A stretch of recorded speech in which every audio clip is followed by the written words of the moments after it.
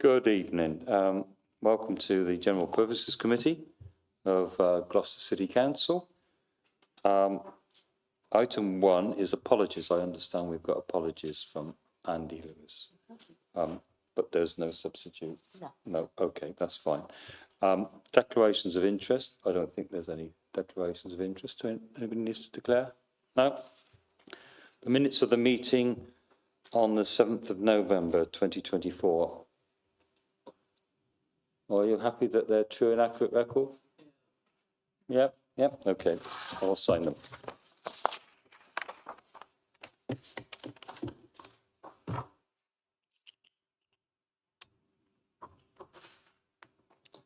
What's the date of 16?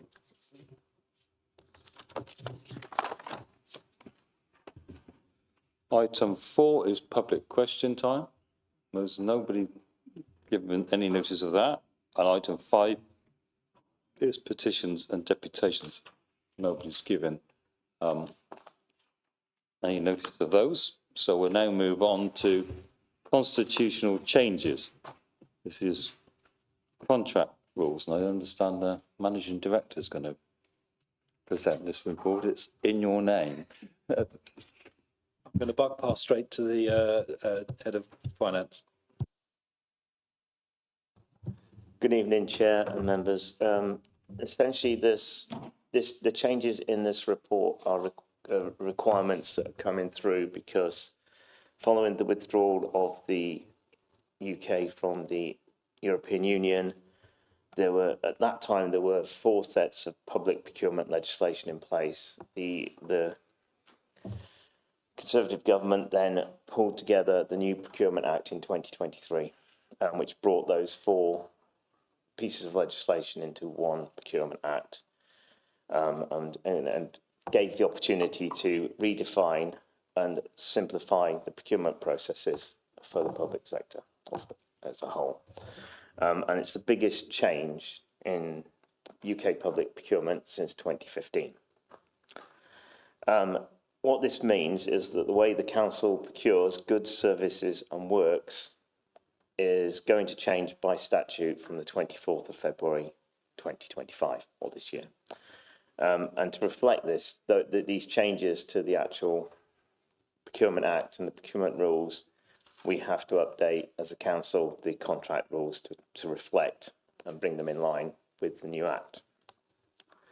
The rules that have been presented to you have been reviewed by myself, our procurement officer and One Legal, and updated accordingly to make sure that they're aligned with the Procurement Act. We are also in the process of developing toolkits, etc., for our contract management, etc., to bring those into line with the Procurement Act. But that's the operational side of it. I'll quickly run through the key changes that have been made by the Act, and which have necessitated the changes to our contract rules. Essentially, all contract values included in the thresholds need to include VAT now. So when a tender for 10,000 comes through, it's 10 plus VAT, so it's 12. So we have to include VAT in where we're measuring what the routes to follow. There's changes to how the contract values and concession contracts included within them are calculated. There's inclusion of new procedures for the above threshold procurements, which now include a new competitive flexible procedure, which gives the council more discretion as to how it conducts its procurements, and it sets out when contracts can actually be awarded without competition.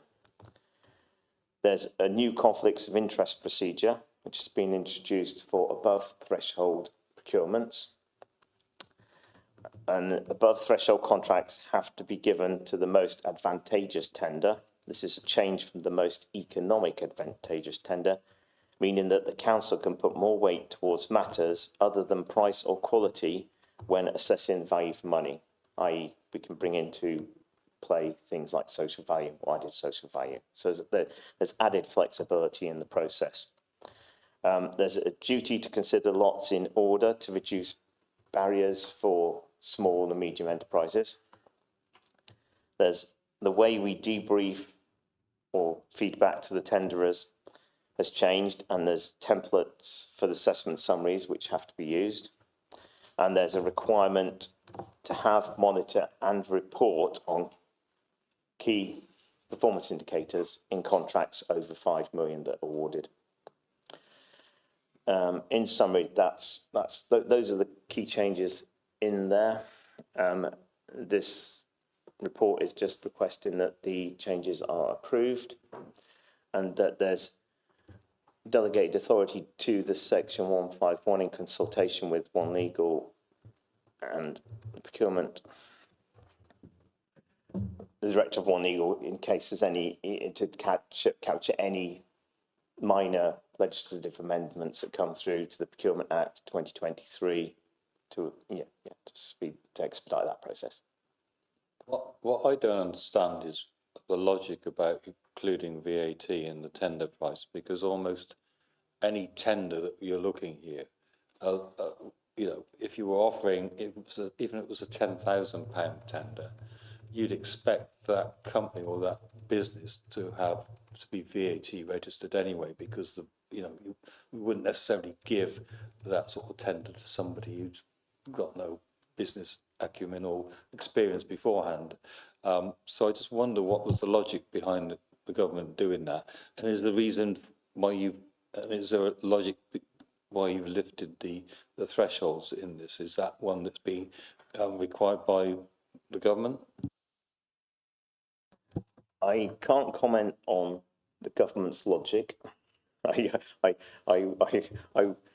do not have that insight. In terms of the thresholds, the 50 to 60 is simply VAT, which is where we get the 3 written quotes. The lower one was raised from 10 to 30, simply to allow that, make the process more efficient. We've had since 2015, we've had a high level of inflation, and those contract thresholds haven't increased.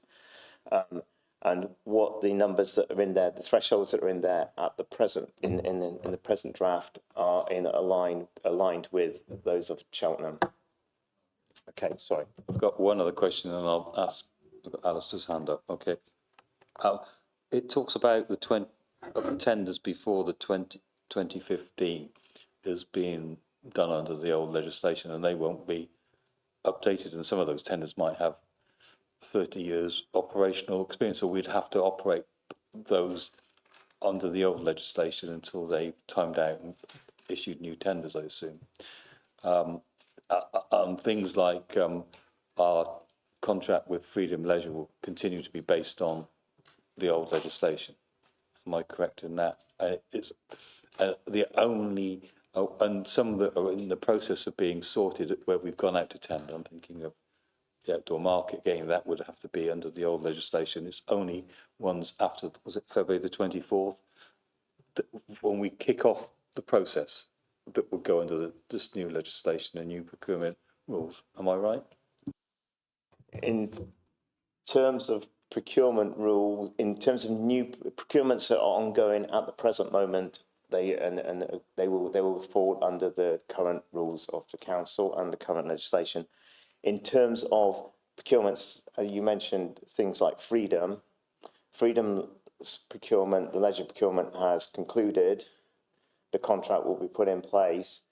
In terms of how the contract is managed, because there's the element of the Procurement Act that covers the need to manage the contracts, those will fall under the procedures, the procedures and policies that the council's officers adopt, or the council adopts for contract management. There's no reason why we would choose to monitor them in a different way. The difference would be that there would not necessarily be the legislative backing to support if we changed the contract management and made it massively different. That was, yeah. Okay, Tom, were you going to indicate? It's to agree with that. Everything that's already underway will come under the old regime. It's only stuff that starts afresh from the 24th of February that's the new regime. The new regime has a new element that says that you have to actually monitor contracts, and for the larger ones, give notice when the contract's expiring. So there's a greater emphasis on monitoring contracts that are ongoing. And as Hayden says, if you want to apply that regime to existing contracts, fine, but you're not obliged to because they were done under the old regime. But probably we'll do the same for all contracts post the 24th of February. Thank you. Alistair, you had your hand up. Thank you, Chair. With regards to VAT, before it wasn't included and now it's inclusive, maybe that's around the fact that it's going out to smaller companies and medium companies, SM companies. And as a result, some companies might not hit that 95 threshold and they might be offering a smaller tender for some small services, I don't know, like a £5,000 package. And that £5,000 will include their element of VAT on the materials they'll be paying. However, the larger company that's VAT registered, if they offered the 5,000, so it's coming at the same cost, theirs would be plus the VAT. So ultimately, they're a higher cost value, if that makes sense. That's what I'm probably thinking there, why they've got to show the tender with VAT, so you know the actual final output cost.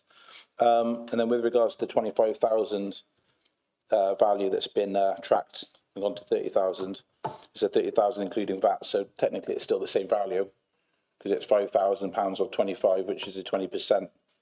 Before it wasn't including VAT, so the value of that hasn't actually gone up in that on that basis. And there was something else as well. So with regards to previous contracts, framework contracts under Supply in the Southwest are ongoing for a numerous amount, for I think several other years, and they run on to 2029 and 2027. On that basis, will those framework rates that have previously been agreed on within contract, will they continue? Or is there a break clause within that framework rate that has to be re-rated for all suppliers? And then you're going to include the small and medium companies into that to offer an opportunity to provide framework rates. For example, I know you've got framework rates on parts and equipment. And say, for example, some of the, I don't know, AstroTurf got damaged. There's a rate in there per metre squared to replace said AstroTurf. Will those rates still be enforced, bearing in mind that the contract's running out in 2027, or will those rates be ceased and that contract be ceased, given that it's on for another two, possibly 4 more years? Thank you. The legislation doesn't change anything about existing contracts. So the existing contracts will continue with whatever provisions they've got. It only applies to contracts where we go into the procurement from the 24th of February. So the first one we sign up to might not be until the end of the year. Ones already underway will come under the old regime. Sorry, just to recap that then. So old framework rates are already agreed going on to 2027, stays under the old regime of contract, new ones won't. Will you submit a new framework tender? However, you've got the framework rates for the previous regime. Will you submit a new framework tender for those same items of work to get better value for the council? Well, the council can use what frameworks it's got, but the frameworks change over time, who's involved. So as from the 24th of February, we'll need to look at the existing frameworks. The old frameworks are still there if we've contracted under them.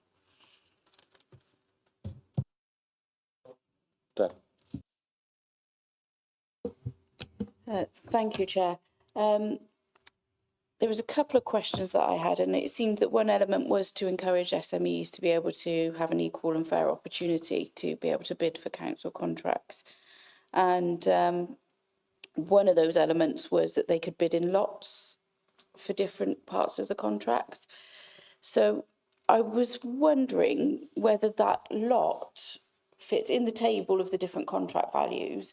Would a lot be seen as a whole, so the whole lot put together, so the contract management element, say turned up to be over 5 million, the contract management would be on all of the lots? Or could you break a large contract down to smaller lots and have no contract or lesser contract management? I think the answer to that is no. You'll remember under the old regime, you weren't allowed to sort of say, well, we'll have half of it here and half of it there. You had to put it all together. So I think the management regime will be the same, but you're right, they're trying to encourage smaller companies to be able to bid as for part of the contract or whatever. Thank you, and I suppose that helps with specialist areas of contracts as well. And there's one word that worries me in one respect is discretionary, doing things by discretion, because I think it can be a bit ambiguous and things can go amiss, but then also we don't want to create too much bureaucracy. So what oversight, I'm not certain what current oversight is because I don't sit on audit and governance, but do contracts that are awarded come quarterly to audit and governance? Or what oversight will there be, particularly since there's more discretion in this? I don't think it's as regular as that. I think we would expect things like internal audit to draw up an audit plan that would audit particular contracts, and as part of that, they would monitor the contract monitoring and management arrangements as part of an internal audit. So it would be for the Audit and Governance Committee to decide which contracts in particular they wanted to sort of focus on in each year's audit plan, if they had concerns about sort of whether or not they were being managed effectively, if that answers your question. Yes, it does. And then the other, I think I've just got two more questions. We've had experiences in the past where we maybe might only get one bidder for a contract. And then there was an element in here, I can't remember how it was phrased, but there were tougher action on underperforming suppliers. What internal policies will we have that if we are in a situation where we've only had one bidder, nobody else is interested in these contracts, but they're not performing, and it says we can have tougher punishments or whatever to do that, but if we've got nowhere else to go, what internal policies are we creating to make sure that the council's still getting best performance and best value for money? Should I take that, Chair? So, I mean, it's a good question. I suppose at the end of the day, we just have to rely on contract law. If we've entered into a contract with someone, we will enforce that contract to the best of our ability.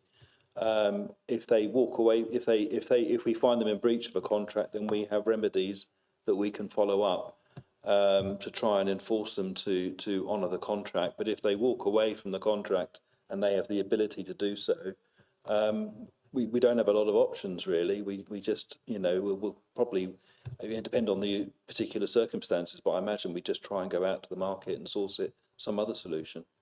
But it would depend on the individual case, I suppose. Thank you. And the last one is just another one, a little bit about transparency and how things are done. And I don't understand the current system, but there was a section on transparency on our website that said government procurement cards. And that was last updated in 2021. And everything since then just says nothing because of the cyber incident. But I wondered, what is that? Is it something we're supposed to be able to see? I don't know what it was.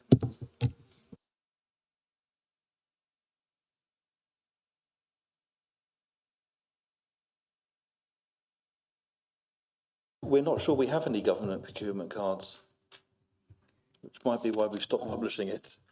Yeah. Can we'll follow that one up offline. I'm not aware. If Hadrian's not aware that we make use of any government procurement cards, then it may not be an issue for this council. It may have been something to do with COVID because the procurement rules were suspended in March 2020. And I think that went on for about a year, didn't it? The suspension. So it could be connected with that. Somewhat unfortunately, as you know, what happened then. No, thank you. Just, yeah, someone looks at that. Okay. Any other questions, any other members? No? We will go on. I'm just looking at the government procurement cards. They go well before COVID. So back January 2017. So that's sort of 3 years before COVID. So I don't think it's just COVID related. And then the last since November 2021, it says currently not available due to the cyber incident. However, November 2021 was a month and a half before the cyber incident. So I don't see why that's not there. And then the last one, July 2022, also isn't available because it says because of the cyber incident, but the council advised that it regained all information lost. So these should all be available because you either regained all the information or you didn't. And if you didn't, then understand, but you did say you did regain all the information, so it should be here. It is under transparency. So, Chair, I think I've agreed to take away an action to just report back on this offline. I don't think it affects whether or not you accept this report in terms of, but we're happy to feed back to members of this committee whether or not there has been any spending on government procurement cards since the date when it was last published, and if so, what we can do to get that data published if it is required to be published. Okay, thanks. We'll look forward to that response. But other than that, are members happy to accept the recommendations? Yeah.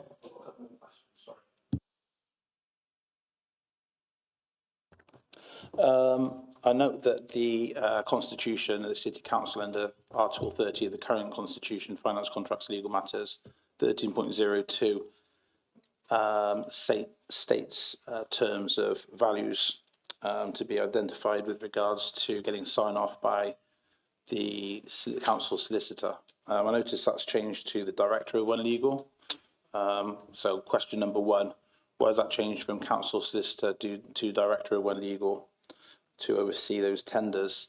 And also it says here, before that, it says that all contracts exceeding 25,000 but not exceeding 50 shall be signed by the council solicitor, which has changed to the Director of One Legal, and that it needs to be sealed. I can't see anything about any sealing of the contract, which then would be held in a safe place in the custody of Tewkesbury Borough Council One Legal. Furthermore, contracts over 50,000 should be executed as a deed of the common seal, which it states below as well. And then contracts under 25,000 should be signed off by any of the following: managing director, directors, council solicitor. So I can only see that values under the 25,000 doesn't have to be signed off by anyone, pretty much. Just goes under standard terms under the new rules. So those questions is, why is the seal gone? Why has it changed from council solicitor to Director of One Legal? And why is the checking by the managing director and directors gone for smaller values, and it's just gone to a standard term of contract? So it'd always be good. 25,000 is a lot of money to get somebody looking over it. Not only that, I do know a situation, not mentioning any officers' names or details around the contract, where a contract going by the Article 13 exceeded the 25,000, did not exceed the 50. However, it was not signed by the council solicitor, as it should have done in the Constitution, and it wasn't sealed. It was made by an officer's decision, which was not a director, senior officer, but not a director. And they made the decision to proceed with a contractor that did not go to procurement or 3 tenders, which under the current Constitution in Article 13, that's part of the procedure for that value.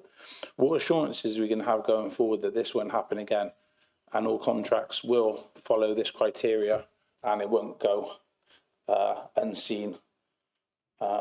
Just so we've got assurances that this will be legally covered, will there be an opportunity to call in question tenders to check the, obviously, accountability, transparency, openness and leadership as part of the Nolan principles that we all share?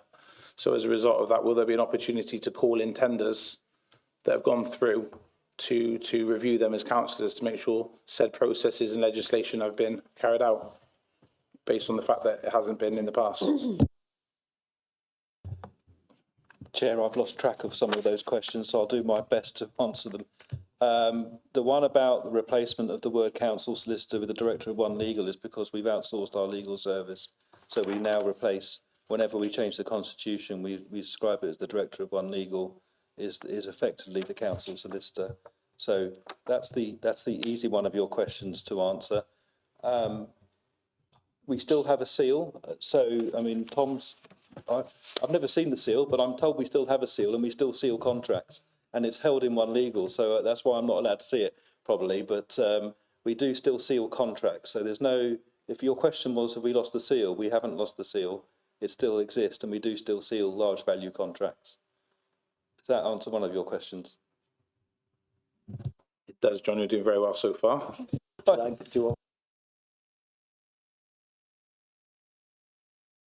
In the office, we have contracts that are low value, which are underhand. The larger contracts, as John says, are under seal, and that happens on a daily basis. And various people are authorised to sign them, including me. Thank you. So larger contracts are sealed. And then you said some of the contracts are underhand. Is that with regards to officers passing stuff off without permission? I see underhand are signed in the same way. By hand, not underhand, by hand. The difference is an underhand contract you can sue on for 6 years. A seal is 12 years. So that's why you have the seal for larger contracts. Thank you. And the last one was assurances. You've done amazingly so far, so thank you so much. Obviously, I did a big ramble. And the last one is with regards to assurances going forward that members could call in tenders. I appreciate you've got commercial sensitivity. However, if it's a tender for a project that's finished and there's no commercial sensitivity around it because that project's been completed, tender's been accepted, contract's been carried out, contract terminated because it's been fulfilled, can members call in those contracts to assess that they've been duly applied, that the law's been duly applied to them, and as a result they're legally compliant and not just signed off incorrectly? Cheers.